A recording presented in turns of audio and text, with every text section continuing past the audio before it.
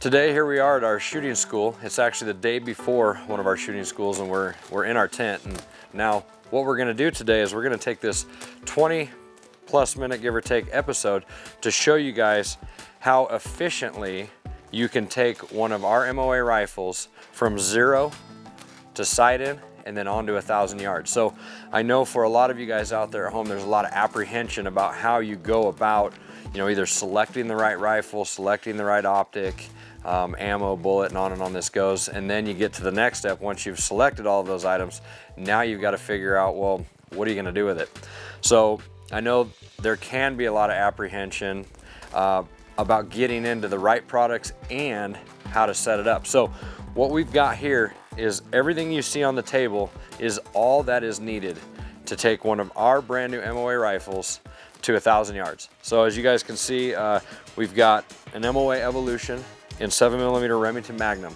This is just a standard configured rifle. There is absolutely no tricks, bells, or whistles. This is a right off the shelf rifle, exactly how we manufacture it. These rifles have been known to shoot well under half a minute with just factory HSM ammo. This is 7mm Remington Magnum, so it's loaded with 168 grain Berger VLD. It's their trophy gold line. So you've got a combination of the HSM and the Berger bullet going on here. So that's what we're gonna feed this rifle. As you can see, we've got an NXS 5.5 to 22 by 56 optic. We've got a set of Night Force ultralight rings, a top half with level bubble, and then there's the standard top cap for the front ring.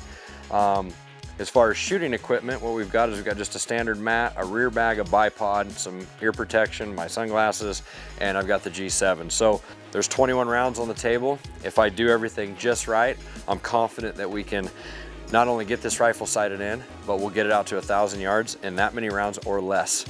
Again, it's a little windy, so we'll have to see how it goes. But right now, come along with me as I put the rifle together.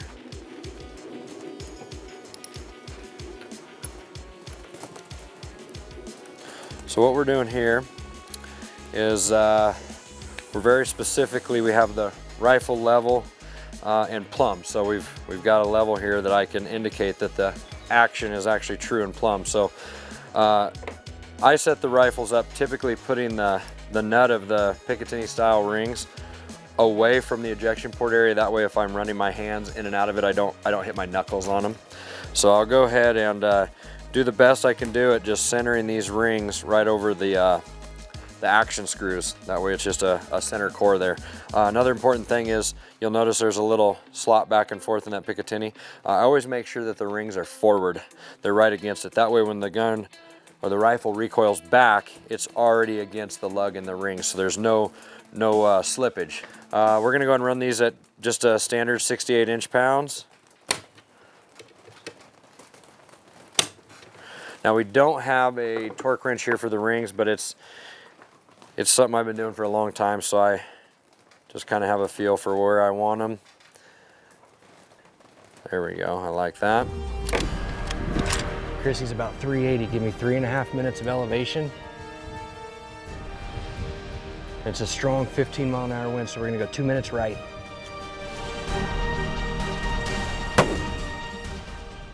He's hit, he'll go down.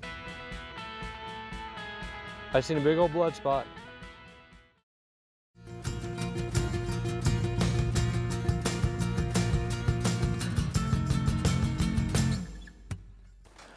So rings are torqued in. We're gonna go ahead and remove this top turret cap so I can get a really flat surface to mate this scope up to the receiver so that they're both absolutely plumb.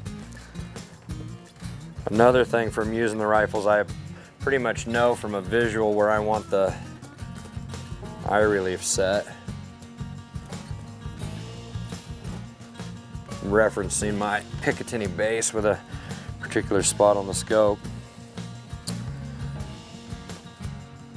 So we're gonna start by getting that scope plumb, and we're gonna go to the front ring cap first. So the trick here is to tighten the scope down without twisting it. And all I'm gonna do is snug this down.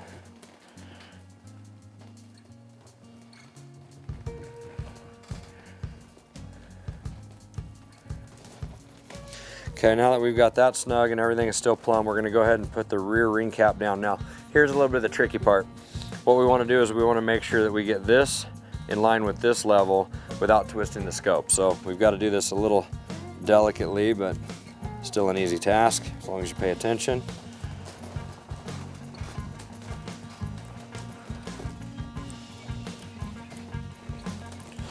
All right, so we've basically got this one snug, and it's perfectly in line with this other bubble. So I'm gonna go ahead and jump back to the front, and I'm gonna start to actually torque the scope down a little bit.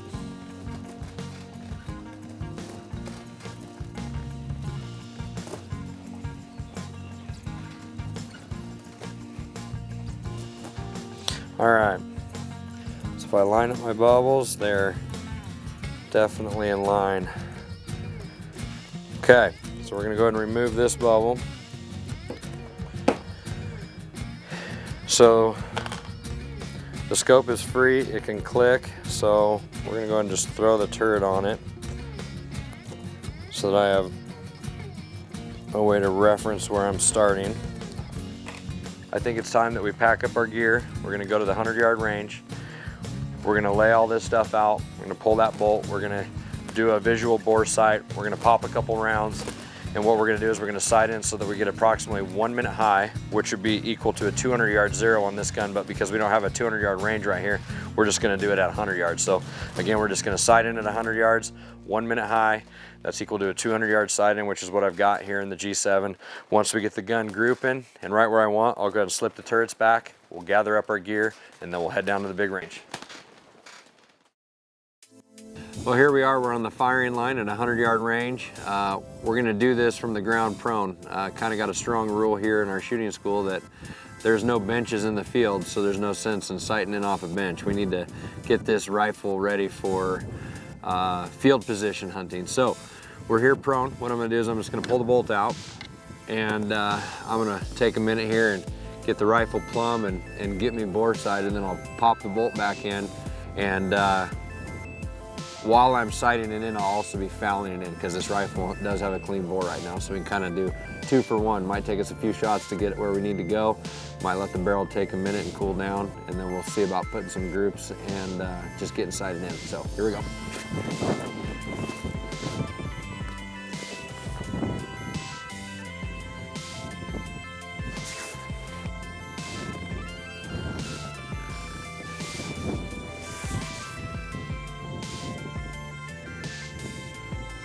All right, I think we're good. I think we're gonna take a shot.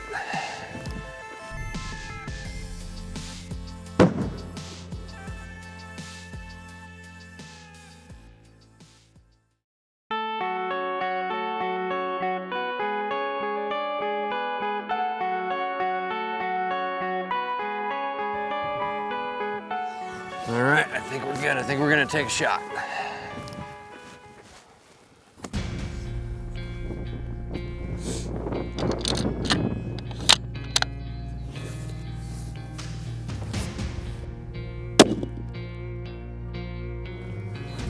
Okay, got one on paper, probably about 3 minutes left and a minute low at center. So let's go up a minute and a half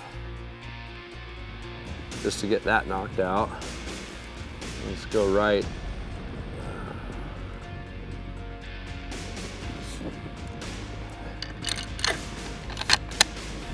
I'm gonna go ahead and aim at one of the little targets, that way I've got a grid to work off of.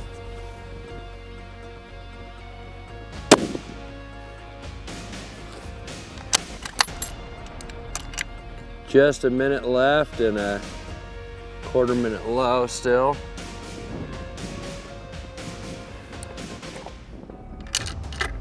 one more and see if we can't get right above the bullseye. I'm gonna go lower left target, it's clean. Dead center right above the bullseye.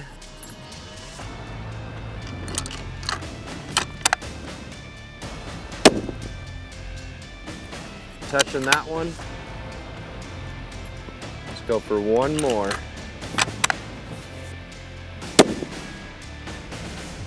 Perfect group down there. All right, guys, let's grab the camera and go show everybody what we've done here. Because I think what we'll do is we'll slip the turrets. I think that's every bit of as good a sighting as we need here at 100 yards. So, all right, so what you can see is I was doing my clean bore and bore sight in on the middle target, and my first shot was here. I went ahead and made some corrections, and I went to a clean to try to pick this grid up. With as windy as it is, there's a lot of mirage, so I don't know if it exactly helped me or not, but this is pretty vague, so I needed some references. So with the adjustments I made, we went there, figuring the 2 shots pretty much fouled the rifle in. Went ahead and sent the next 3, as you can see.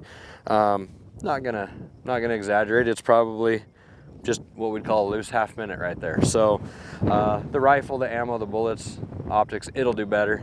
You know, the subjective thing is me and the given day and the conditions, right? There's a lot of mirage, but we're pretty used to dealing with that, so we're not gonna whine about it. We're just gonna say, you know, we shot a really good group for the conditions. It's right here, everybody can see it. It's right above bullseye, exactly a minute where I want it. We're all over that center line, so I'm gonna go ahead and call this good. I'm gonna go back to the gun. I'll show you guys how to set the 0 stop, and then we'll slip the windage to 0. And next time you see us, we'll be down at the big range. All right, we're back here at the rifle. We're gonna go ahead and 0 these turrets. So this one's set, quite a ways off center. So we're gonna go ahead and loosen this windage up. So I get asked quite often, does the wind have a 0 setting? Might seem like an innocent question to begin with, but the reason that you can't have a 0 stop on the wind is because it's got to move right and left. So the answer to that is no, it does not. You're just gonna have to move it to 0 and snug it down so that you can move it both right and left. All right, that'll work for a 0 on the wind. And then the most common question is, how do I set my 0 stop? They're actually extremely simple, nothing to get apprehensive about. So basically it's just a simple clutch system, guys. You've got the center pivotal that we call it that actually clicks the scope, and then we've got like a clutch system on top of it. It's got 4 set screws. So all you've got to do is take the wrench with the loose end and just loosen, take the wrench with the small end and just loosen all these a little bit. What that'll do is it will allow you to put a wrench in the center here to make sure nothing's going to click, and then you can take the clutch itself, and you'll see there's a bumper stop there. So I'm just making the bumper stop at the bottom of the upper clutch meet the bumper stop on the housing of the scope, and once they do, then you can literally just give these guys about 4 inch-pounds. And what will happen is from this point forward, you'll be able to go up elevation, but as you come down, you won't go below 0 because those 2 stops will meet.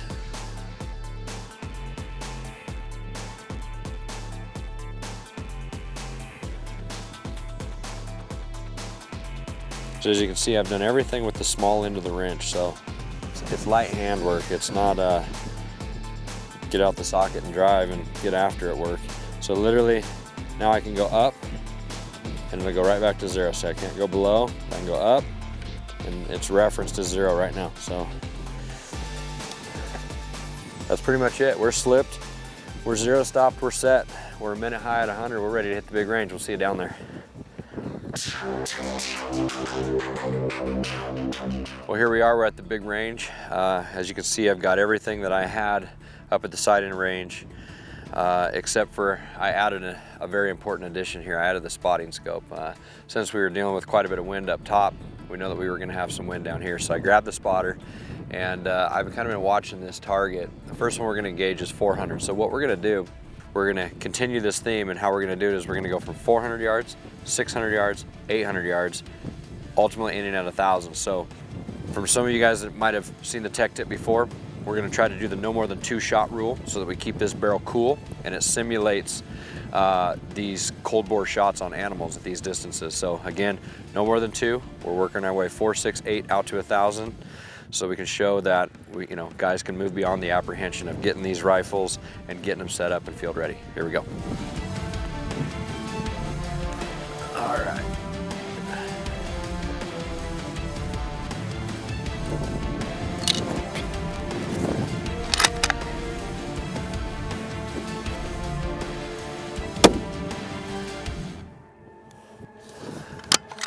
All right, well, it looks like we were a little high left, so we're gonna make a 3/4 minute cut on elevation, and we're gonna add 3/4 minutes on the wind.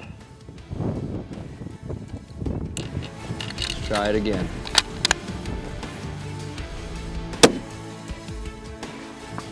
There we go. That's what I like to see. So what I'm going to do is I'm gonna make a ballistic correction so that I've identified that I'm hitting high. The left is just a little wind call, it's a little tiny plate, so no biggie there. But we're gonna go ahead and make a little ballistic correction for the elevation adjustment, let this barrel cool down for just a few minutes, and then we're gonna go out 600 yards. All right, well, here we are, 600 yards, 7 shots in. What I did there is I let the barrel cool down, and I made a ballistic correction in my G7. So since we'd identified that I was hitting a bit high at the 400 yard target, I went ahead and I adjusted my velocity to a faster speed so it would give me less call out, and got it to match the actual impact in which I had adjusted the scope to get a good impact, and then I just adjusted the velocity in there till the call out was exactly what my turret said. So now we're gonna go to 600. We'll fish one in there and see if we can't get a little intel and keep moving on down the range.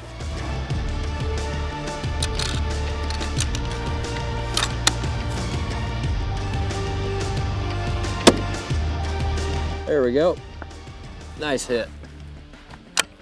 That wind's playing a little games with us, guys, but that just adds a little realism to the situation. So, okay, we've got a successful 4 and a successful 6. We're gonna pull up shop and head over to the other deck that we can get 800 and 1,000. So here we go.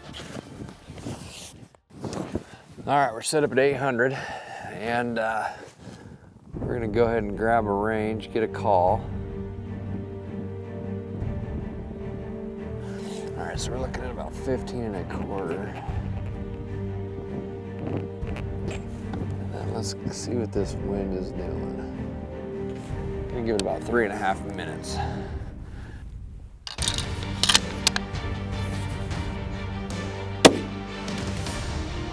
Ooh, just off edge left.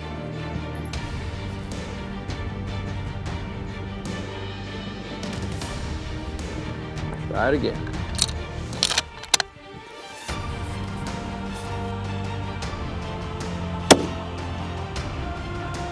There we go. Nice, okay. I can tell you from the feel of that we need a slight ballistic correction. I'm gonna go ahead and need to, I sped it up over at 600 yards, or excuse me, 400 yards. And I did that because we were throwing a high left shot. We got a hit at 600. But now that we've stretched it out at 800, it's showing the effects of the trajectory.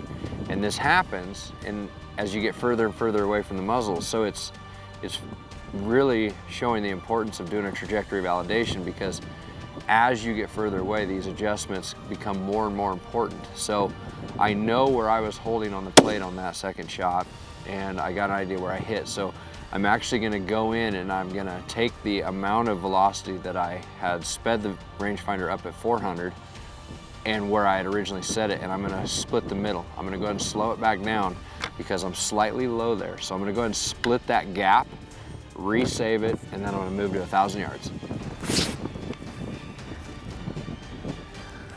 All right, guys, well, let's see if we can't successfully put this 1,000-yard target in our rearview mirror on a good first shot hit. So we're going up to 21.5. All right, we're gonna go ahead and increase our wind about 1.25 minutes. All right, here we go. The magical 1,000-yard shot.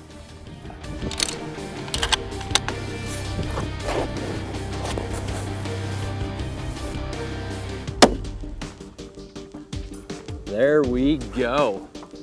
Just like that, guys. Just like that. So that definitely shows that you can overcome the apprehension of one of these rifles. What they do, you know, what these custom rifles do when I get asked the most is why buy one of these guns?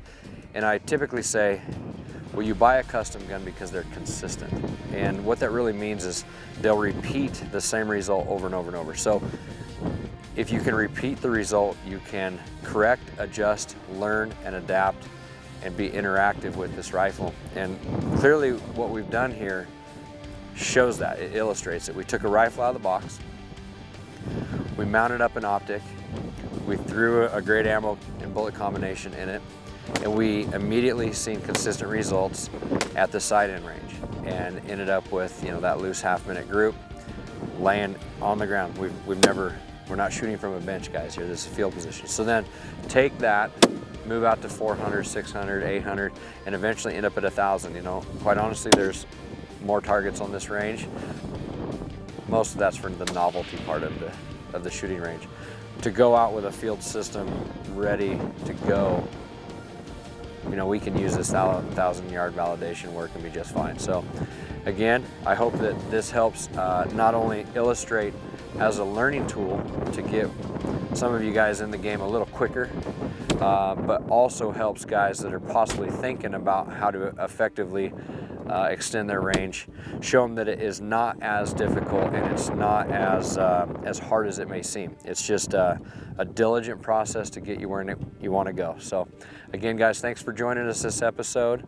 It's been a great time out here on the range, and if you have any technical questions, this is a perfect time to get on our Long Range Hunter forum right on the Extreme Outer Limits TV website. You can ask any questions. You can also go and ask the companies that make these products, you know, technical questions. They'll get a rep to you and get you some answers to your questions. So again, thanks for joining us, and if you have any interest in any of the products that we have, feel free to get on the website and go to the Long Range store. And as usual, to see what we're up to these days, you can hit us up on Facebook. We'll see you guys next week.